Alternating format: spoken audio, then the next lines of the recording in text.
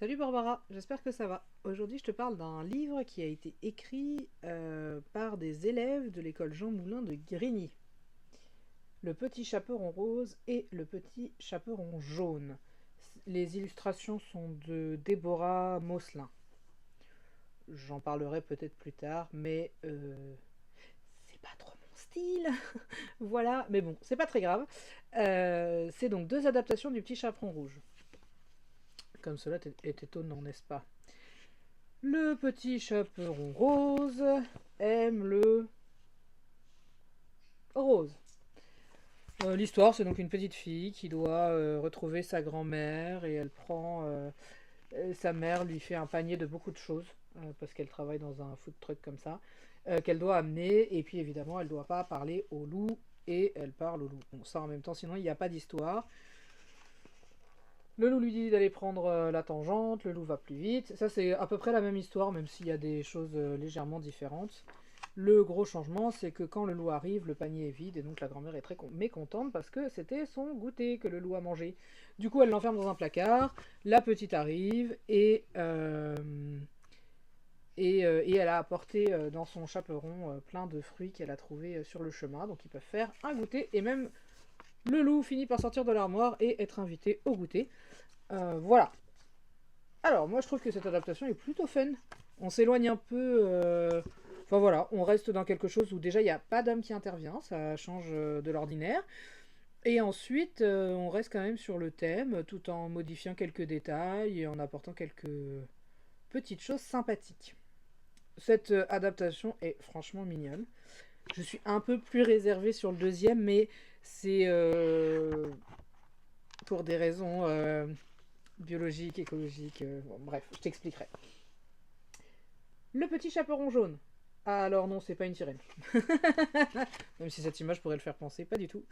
C'est une fille qui vit près de la mer et qui doit aller rejoindre son grand-père pour lui apporter à manger. Et elle ne doit pas parler au requin, parce qu'il n'y a pas de loup dans la mer, je te rappelle, hein, au cas où tu avais oublié.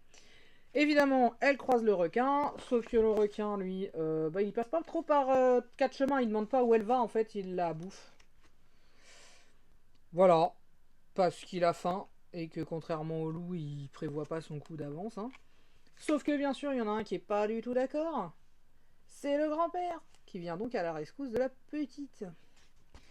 Alors, qu'est-ce qui me déplaît dans tout ça Bon, alors là, après, c'est la fin classique avec le chasseur qui ouvre le ventre. Enfin, c'est le grand-père, hein, mais c'est le même truc qui ouvre le ventre. La petite, elle est vivante dedans. Waouh, miraculeux.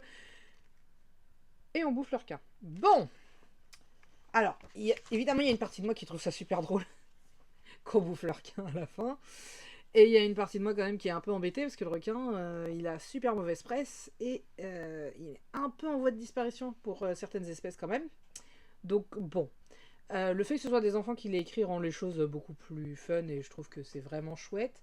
J'aime bien le côté elle va rendre visite à son grand-père, le fait que ce soit le grand-père qui la sauve, pourquoi pas. Et c'est quand même drôle qu'ils se vengent en bouffant le requin qui voulait les bouffer eux-mêmes. Voilà, donc c'est deux petites histoires. Je trouve que leur idée est franchement choupie dans les deux cas. Alors, pour parler des illustrations rapidement, bon, je sais pas trop quoi en dire en fait. Objectivement, c'est bien dessiné. J'ai pas de critique énorme à faire. C'est juste que c'est pas du tout mon style. C'est un style qui est un peu trop lisse, un peu trop coloré aussi, accessoirement pour moi. Surtout la partie rose, là, c'est faut supporter quoi.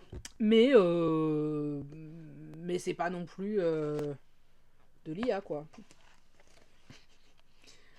Voilà. Donc j'avoue que la tête du requin me fait quand même beaucoup rigoler. Avec les petits poissons trop mignons qui sont là. Ouh lolo, à côté. Voilà, donc c'était le petit chaperon rose et le petit chaperon jaune, qui sont deux petites adaptations faites par des enfants et que je trouve quand même fort sympathiques.